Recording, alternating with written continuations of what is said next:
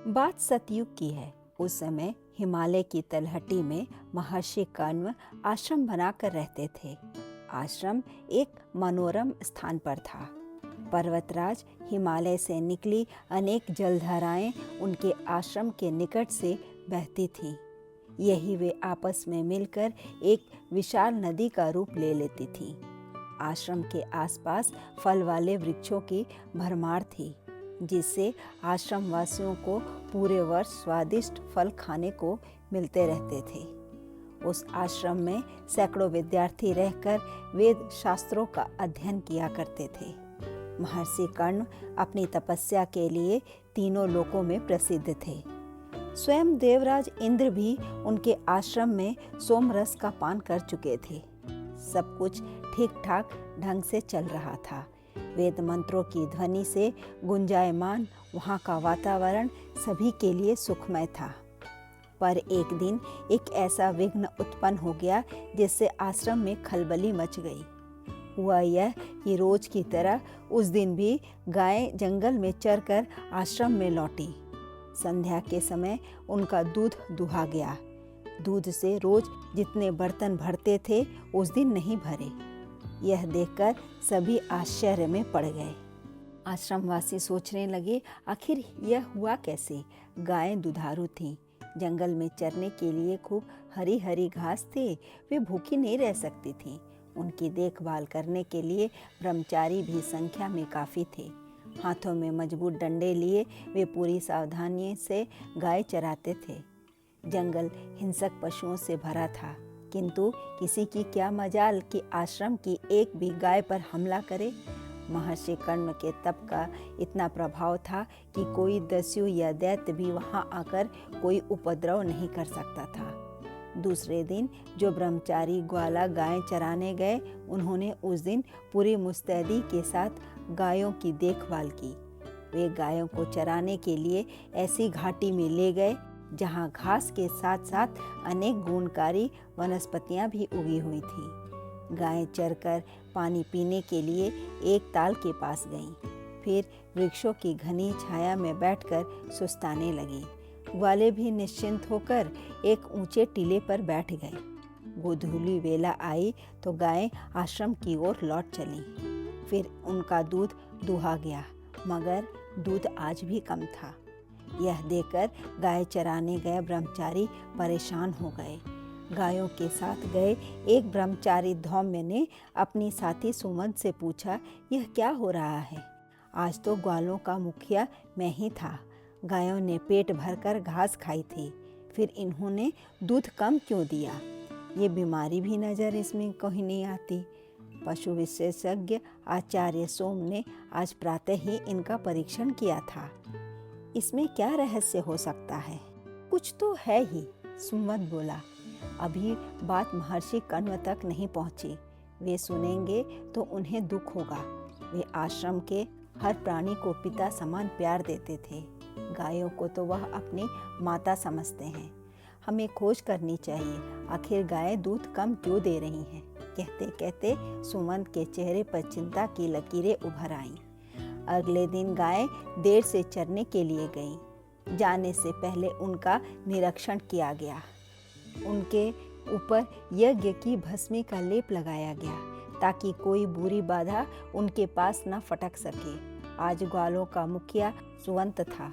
आचार्य सुवंत को सामवेद का प्रमुख गायक माना जाता था। गौरव वर्ण सुपुष्ट शरीर वाला सुवंत महर्षि कण्व का प्रिय शिष्य था। वह कई विद्याओं का जानकार था। मंत्र दृष्टा ऋषियों की श्रेणी में उसका नाम आ चुका था। फिर भी वह इस आश्रम का विद्यार्थी ही था। उसे विद्यार्थी बना रहना रुचिकर लगता था, क्योंकि इस प्रकार उसे गुरु चरणों के स्पर्श का सुख मिलता था। गायें जंगल में चरते चरते काफ़ी दूर निकल आई थीं। गर्मी का मौसम था। घना जंगल होने के कारण धूप इतनी तप नहीं रही थी। फिर भी गर्मी की तपिश दोपहर तक काफ़ी बढ़ गई। गायें एक जलाशय के पास आईं। रोज ही वे यहाँ आकर जल पिया करती थीं। फिर जल पीकर वृक्षों की ठंडी छाया में बैठकर आराम से जुगाली करती रहती थी। गायें बैठकर जुगाली करने लगी। सुवंत के साथी श्रीवत्स ने सुवंत और अपने दूसरे साथियों से कहा, चलो हम लोग भी किसी वृक्ष की छाया में बैठकर कुछ खा पी लें। गर्मी काफ़ी तेज है। नहीं, तुम लोग छाया में बैठकर आराम करो, मैं गायों के पास जाता हूँ, सुवंत बोला। मगर क्यों? गायें आराम से बैठी हैं, यहाँ से हमें दिखाई भी दे रही हैं। मुझे तो कोई खतरा नजर नहीं आ रहा। क्या सोच रहे हो तुम? श्रीवत्स ने पूछा। कुछ नहीं, बस यूं ही, कहकर सुवंत ने अपना डंडा उठाया और गायों की ओर चल दिया। जैसे ही वह गायों के समीप पहुंचा, एक विस्मयकारी दृश्य देखकर चौंक उठा। वह एक वृक्ष की आड़ में छिपकर इस विचित्र दृश्य को देखने लगा। उसने देखा, जलाशय के आसपास उगी झाड़ियों में से बहुत से विषैले नाग बाहर निकले और गायों के थनों से अपना मुंह लगाकर दूध पीने लगे। उन्हें देखकर गायें इतनी भयभीत हो गईं कि वे बिना हिले डुले चुपचाप बैठी रहीं। नाग उनका दूध पीते रहे। यह देखकर सुवंत की भौहें तन गई, मगर फिर उसने क्रोध पर काबू पा लिया। वह सोचने लगा, इन सर्पों से तो इस तरह निपटना ठीक नहीं। निश्चय ही ये नाग ना होकर कोई और ही है। महर्षि कण्व ही इनके दंड की उचित व्यवस्था करेंगे। इसके बाद सुवंत ने अपने साथियों को बुलाकर उन्हें भी यह दृश्य दिखलाया। गायों के रक्षकों की आवाज़ें सुनकर सर्प भी डर गए और तुरंत दूध पीना छोड़कर झाड़ियों में जा छिपे। उस दिन सांझ होने से पहले ही गायें आश्रम में लौट आईं। सुवंत और उसके साथियों ने आंखों देखी घटना सभी को बताई।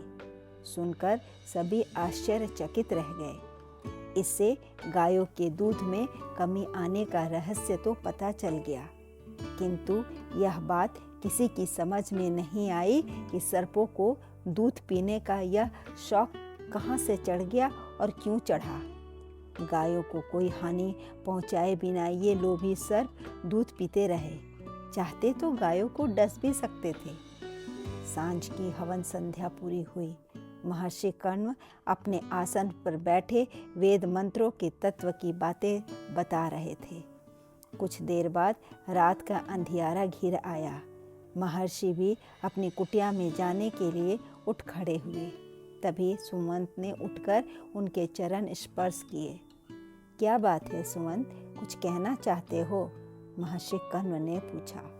हाँ गुरुदेव, सुवंत ने कहा, और फिर उसने गायों के दूध में कमी आने और सर्पों द्वारा गायों का दूध पीने के बाद विस्तार से महर्षि को बता दी। सुनकर महर्षि मौन हो गए, फिर बोले, प्रातः काल मिलना।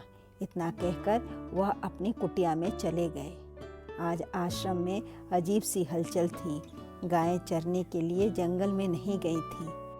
उनके लिए जंगल से चारा काट कर लाया गया था।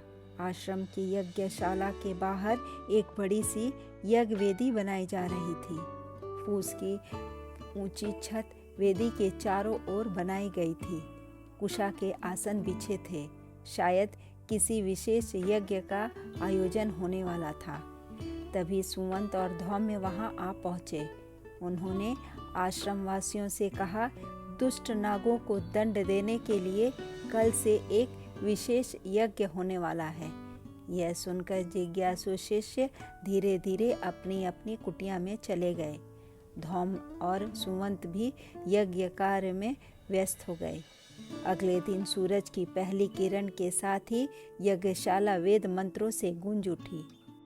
महर्षि कण्व आचार्य के आसन पर विराजमान हो गए। दूसरे तपस्वी भी वहां आ पहुंचे और अपने अपने स्थान पर आकर बैठ गए। नागों के आचरण से सभी दुखी थे। उन्हें दंड देने के लिए ही यज्ञ का आयोजन किया जा रहा था। अग्निदेव को प्रसन्न करना जरूरी था, ताकि वे प्रसन्न होकर उन नागों को अपनी ज्वाला से भस्म कर सके। मंत्रों का उच्चारण शुरू हुआ। एक के बाद एक आहुति प्रज्वलित अग्नि में गिरने लगी। 1 घंटा बीता, फिर 2 घंटे।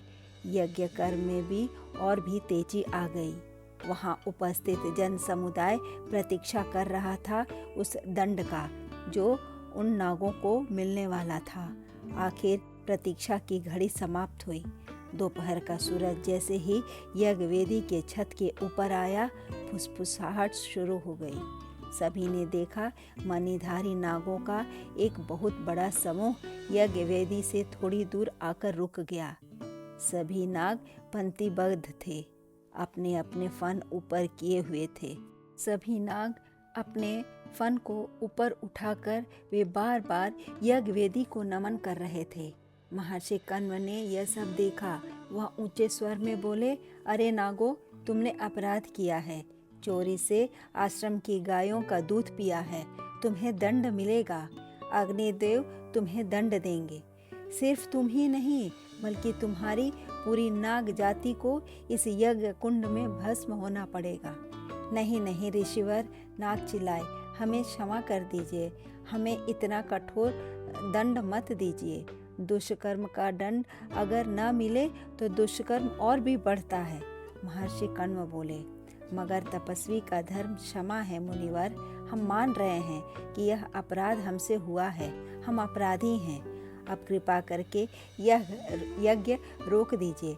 आपकी हर आहुति के साथ हमारे शरीर में जलन पैदा हो रही है, हम भस्म हो जाएंगे देव। नाग गिड़गिड़ाए। नागों की विनती सुनकर महर्षि कण्व कुछ देर के लिए सोच में पड़ गए। उन्होंने भय से कांपते हुए नागों की ओर देखा। उनकी वाणी में पश्चाताप था। वे अपनी गलती मान गए थे। महर्षि का दयालु हृदय पिघल उठा। यज्ञ की शेष आहुतियों को रोक दिया गया।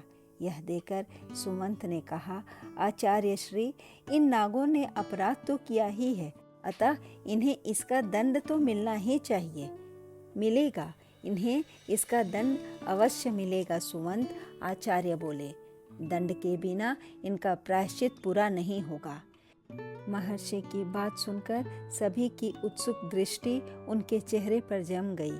नाग भी फन फैलाए इस प्रतीक्षा में थे कि देखे आचार्य उनके लिए कौन सा दंड निश्चित करते हैं। महर्षि ने कहा, अरे नागो, देव जाति के वंशधर होते हुए भी तुमने चोरी की है। आज से तुम देव जाति से अलग हो जाओगे। तुमने चोरी से आश्रम की गायों का दूध पिया है, इसलिए अब से यही दूध तुम्हारी कमजोरी बन जाएगा। जो भी व्यक्ति तुम्हें दूध पिलाएगा, तुम उसी के वश में हो जाओगे। फिर भी लोग तुम्हारी जाति पर विश्वास नहीं करेंगे तथा अविश्वासी मनुष्य तुम्हारा उदाहरण बनेंगे। यह सुनकर नागों को बहुत दुख हुआ, मगर जो अपराध उन्होंने किया था उसका दंड तो उन्हें भोगना ही था। वे सब चुपचाप वापस लौट गए। उसी दिन से सांपों को दूध पिलाया जाने लगा। उसी दिन से अविश्वासी व्यक्ति को आस्तीन का सांप कहा जाता है। यह कहावत आज भी प्रसिद्ध है। अविश्वासी व्यक्ति पर विश्वास करना सांपों को दूध पिलाने के समान है। आज भी नाग उस चोरी का दंड भोगते रहते हैं। कोई भी व्यक्ति उन पर विश्वास नहीं करता। सभी लोग उनसे भयभीत और सतर्क रहते हैं कि कहीं अवसर देकर हमें डस न ले। धन्यवाद। कहानी अच्छी लगे तो लाइक करें, सब्सक्राइब करें, शेयर करना ना भूलें।